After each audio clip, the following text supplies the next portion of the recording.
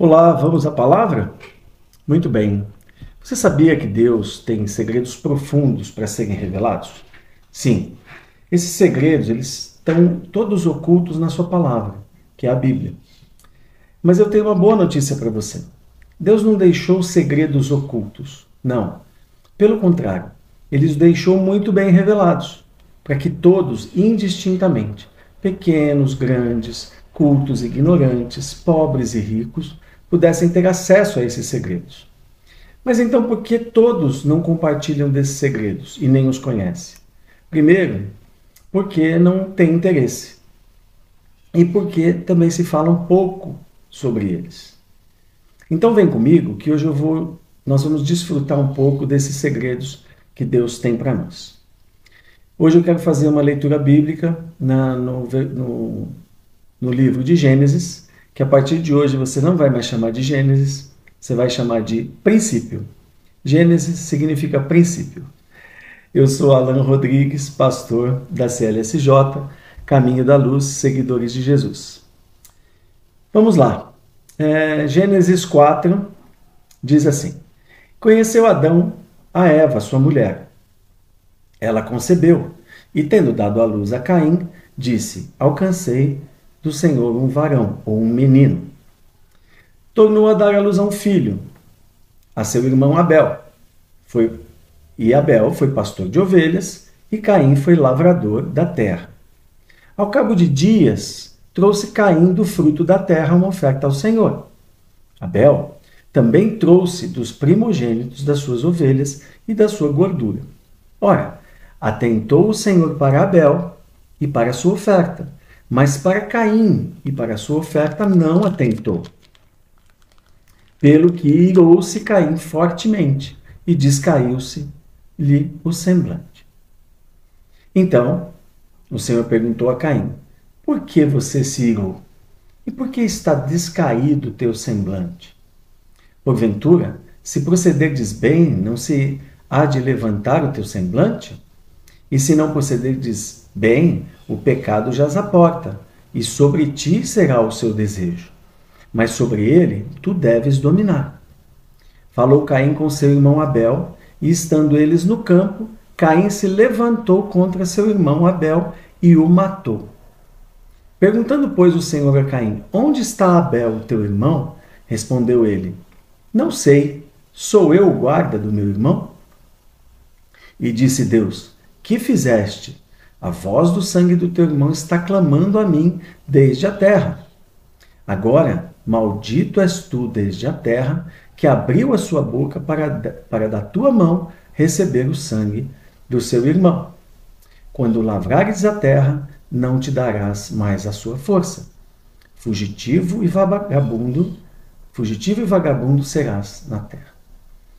Como eu disse anteriormente, Deus não escreve as histórias à toa. A história da humanidade está escrita nas Escrituras porque Deus assim quis e dessa maneira ele nos comunica verdades espirituais que poucos dão atenção. Por isso, as pessoas conhecem tão pouco o reino de Deus e a vontade de Deus para suas vidas.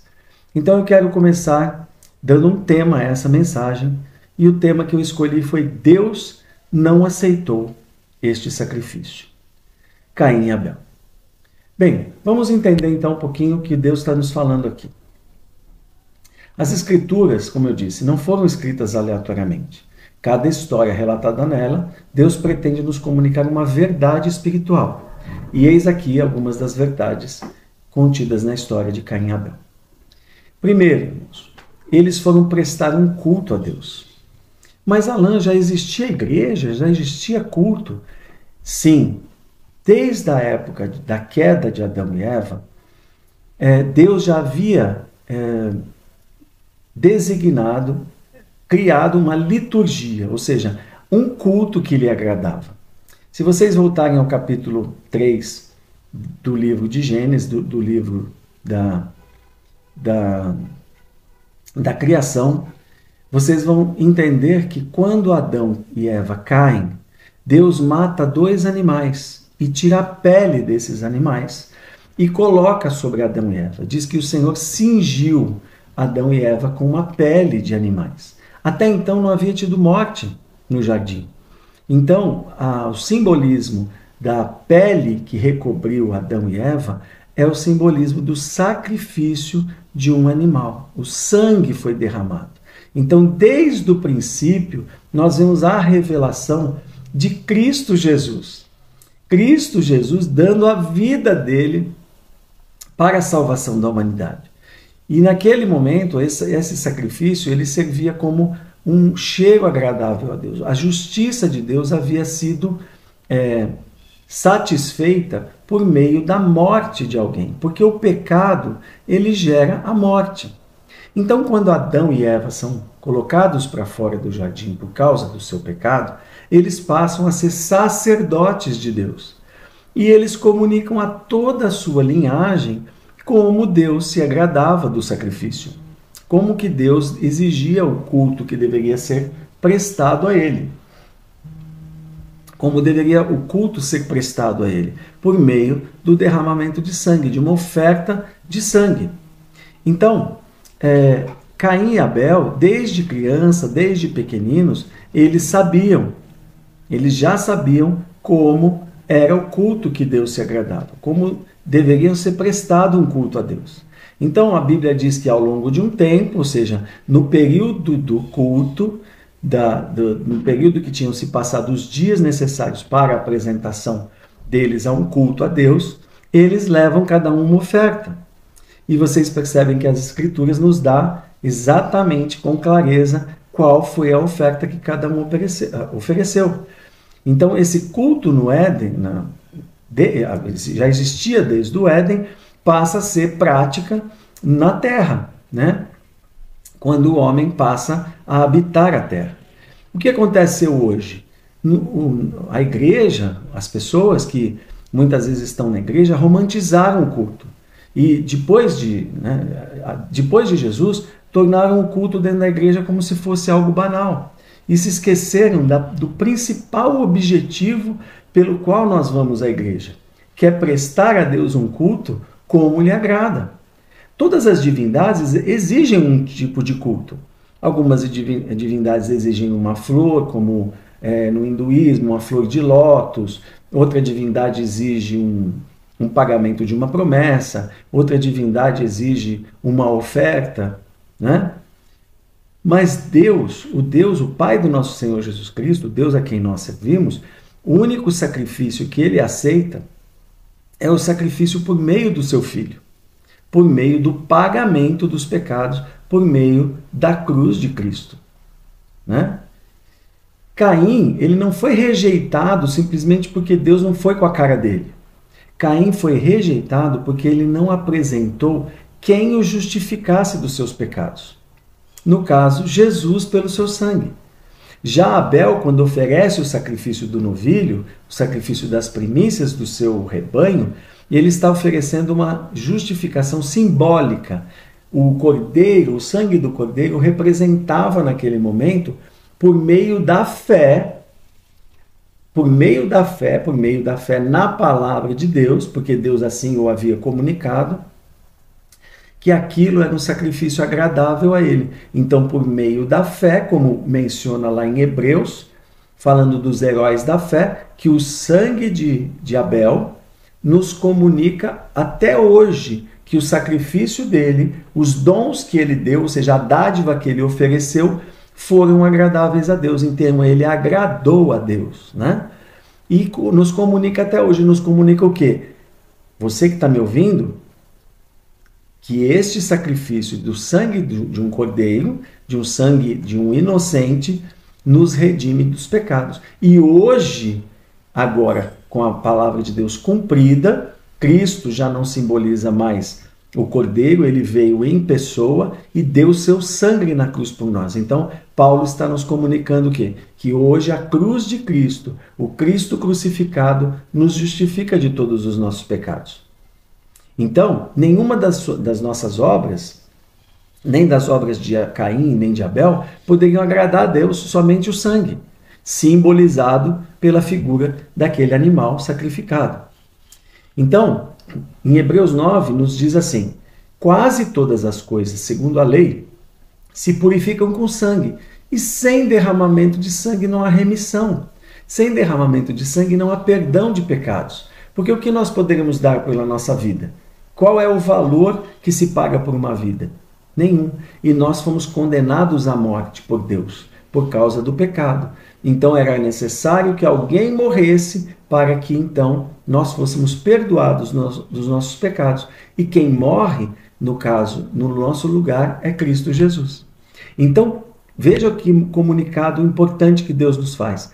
Caim queria apresentar um culto do seu jeito. Caim não se deu ao trabalho de dizer assim, eu vou levar para Deus aquilo que me foi requerido. Não, eu não vou pegar os frutos do meu trabalho, a minha plantação, juntar uns fardos aqui e chegar no meu irmão e dizer assim, você pode me vender um cordeiro para que eu possa oferecer um sacrifício agradável a Deus? É como se ele dissesse assim, ó, eu vou fazer do meu jeito. Se quiser, pegou. Se não quiser aceitar também, eu não estou nem aí. Então, foi um culto desleixado. Foi um culto com um espírito de rebelião. Um culto como rebeldia. Não se preocupando se aquilo que ele estava fazendo atentava contra a vontade de Deus. Se aquilo que eu estou fazendo hoje para nós, na nossa situação, se eu estou indo à igreja, se eu estou levando a Deus um culto agradável, se a minha vida ela condiz com a vontade de Deus, se eu ando em caminhos retos ou não, se eu realmente reconheço Cristo como meu Salvador ou não, mas eu vou à igreja de qualquer maneira. Ninguém sabe do que eu estou fazendo. Ninguém sabe as coisas que eu faço em casa, como eu trato a minha esposa, como eu trato nos meus negócios, como eu negocio com as pessoas, como o que eu ando falando das pessoas, não é? Se aquilo que Deus me orienta a fazer, se eu estou respeitando quando eu estou fora da igreja. Basta eu ir à igreja que está tudo certo.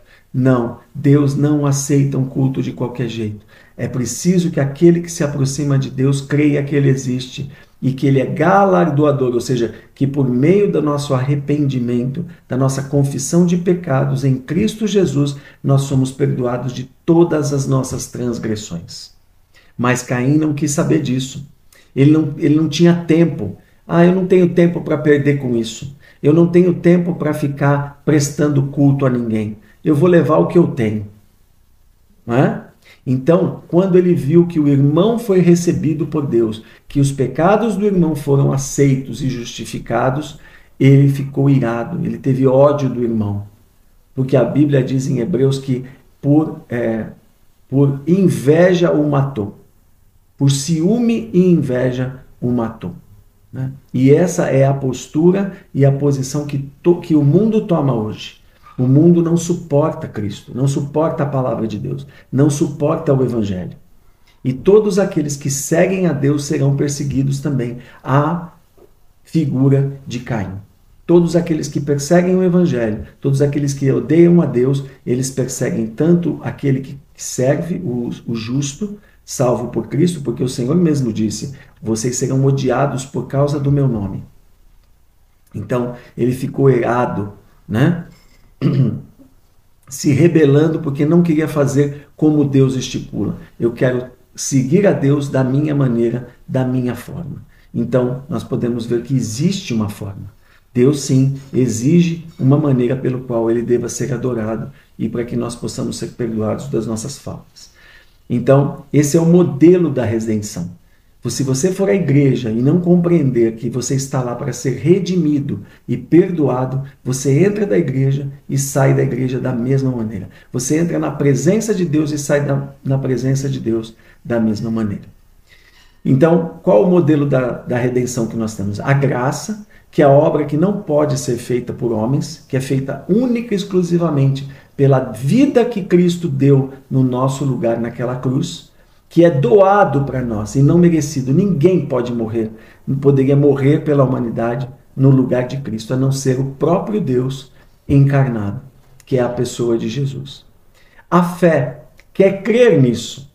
Então, a obra graciosa é derramada sobre todos, mas somente a recebe quem crê. Então, quando nós cremos, quando nós confessamos a Cristo como Senhor, nós temos então essa redenção impressa nas nossas almas. E as obras, porque todo aquele que recebe essa graça, que responde com a fé, dizendo eu creio, e que ele responde com obras também. Porque todo aquele que se torna uma nova criatura passa a obedecer os mandamentos de Deus e a seguir as suas leis. Então Caim, ele fracassou, como todo homem que rejeita as ordenanças de Deus fracassa. Caim dedicou tanto tempo a seu trabalho que não teve tempo de preparar um culto a Deus. E ele dizia no seu coração, eu vou dar aquilo que eu acho que devo dar, e não aquilo que Deus me pede graciosamente para que eu dê. Veja as obras de Caim. Em Provérbios 6 está escrito assim, estas 6 coisas o Senhor odeia. Sim, 7 a sua alma abomina. A partir do versículo 16. Olhos altivos, língua mentirosa e mãos que derramam sangue inocente. O coração que maquina pensamentos viciosos, pés que se apressam a correr para o mal. A testemunha falsa que respira mentiras e o que semeia contendas entre irmãos. Caim foi tão orgulhoso que ele não queria se humilhar, comprando um novilho do irmão. Orgulho, olho altivo e arrogância, é o primeiro pecado que Deus odeia. Caim mentiu ao inocente. Vamos ali no campo para me ajudar. E lá o matou, língua mentirosa. Caim matou seu irmão. Ele não era tão mau, ele era tão mau que ele achava justo assassinar o irmão, porque ele ousava obedecer a Deus. É o mesmo sentimento dessa humanidade caída. Tem sobre os filhos de Deus e sobre a sua igreja. Ser amigo de Deus, né? Ousar obedecer obedecer a Deus, ser amigo de Deus, então ciúme e inveja, o outro pecado mencionado em Provérbios. Esse tipo de pessoa não quer seguir a Deus e odeia quem segue. Mãos que derramam sangue inocente. Caim premeditou o assassinato do irmão, mesmo Deus o tendo advertido. Maquinam pensamentos perversos. Caim disse, sou eu guardador do meu irmão? Em outras traduções está escrito, sou eu pastor do meu irmão? Então é como se ele dissesse arrogantemente, o pastorzinho, o pastor, você ama, mas você rejeitou. Então ele tinha ódio e inveja porque Deus tinha aceito o pastor. Era um símbolo de Cristo ali, né? Então testemunha falsa. Veja só. A rebelião, ela é o pecado de Satanás. Ele criou contenda no céu, difamando a Deus. Assim, conseguiu fazer cair 1/3 dos anjos. E esse é o mesmo espírito que persegue e que domina a humanidade nos dias de hoje. Então, nós podemos concluir com o seguinte. Primeiro, nós não podemos apresentar um culto a Deus do jeito que nós achamos. Nós devemos cultuar a Deus oferecendo o sacrifício de Jesus pelos nossos pecados. Nós precisamos reconhecer isso diante de Deus. Do contrário, nós não teremos aceitação e perdão da parte dele, como foi o caso de Caim. Segundo, vejam que Caim e Abel se dirigiam a um lugar de adoração, como na igreja. Então, essa verdade que o lugar onde você oferece a Deus seu culto público, é lá que você usa a fé em Cristo aperfeiçoada por meio das obras de justiça. Então essa ideia de que eu posso servir a Deus fora da igreja, a sua vida deve ser de Deus. Da hora que você acorda, a hora que você dorme. Mas existe um lugar onde você serve, onde você oferece a Deus o seu sacrifício vivo e onde você pode mostrar as obras redentoras que Deus fez na sua vida. Os testemunhos e ser testemunho vivo de Deus. Esse lugar é na igreja. E 3, fatalmente, quando nós não nos rendemos a Deus para receber o seu perdão, nós cairemos em laços que muitas vezes não conseguiremos retornar. Não conseguiremos. Assim como Caim, que permaneceu no erro até consumar o pecado de assassinato. Assim também, você e eu, se nós dissermos que nós não precisamos nos rendermos a Deus, seguirmos a Ele, sermos renovados com Ele, nos transformarmos em nova criatura, certamente nós não suportaremos esse mundo cruel. nós seremos envolvidos por ele até que a nossa vida venha a dar cabo de fim. Seremos aniquilados. Então, nós precisamos aprender com as coisas que o Senhor nos comunica na sua verdade. A geração de Caim foi toda a linhagem dos homens perversos sobre a terra e que culminou na destruição por Deus através do dilúvio, dos pré-diluvianos. Hoje é dia de salvação. Tome hoje o sangue derramado de Jesus, que Jesus verteu pela sua vida. Leve ele aos pés do Pai e ele te dará alegremente o perdão para todas as suas culpas. Vamos orar. Pai querido, eu oro por todo o teu povo, por todos aqueles que estão ouvindo essa palavra que veio da tua parte, que o Senhor nos revela poderosamente por meio dessa história de Caim e Abel, mostrando duas linhagens, aquelas que são obedientes, que recebem de ti um perdão gratuito por meio do teu Filho, e aquelas que rejeitam insistentemente a salvação gratuita que lhe foi dada. Eu te peço por todos aqueles que estão ouvindo essa palavra nesse dia, que sejam alcançados pelo teu Espírito, que no seu íntimo eles sejam regenerados, que a tua palavra penetre entre as juntas e medulas e promova salvação para eles e para toda a sua casa. Assim eu oro no poderoso nome do teu Filho, que é o nome de Jesus, e no poderoso Espírito Santo, que nos convence do pecado, da justiça e do juízo. Amém.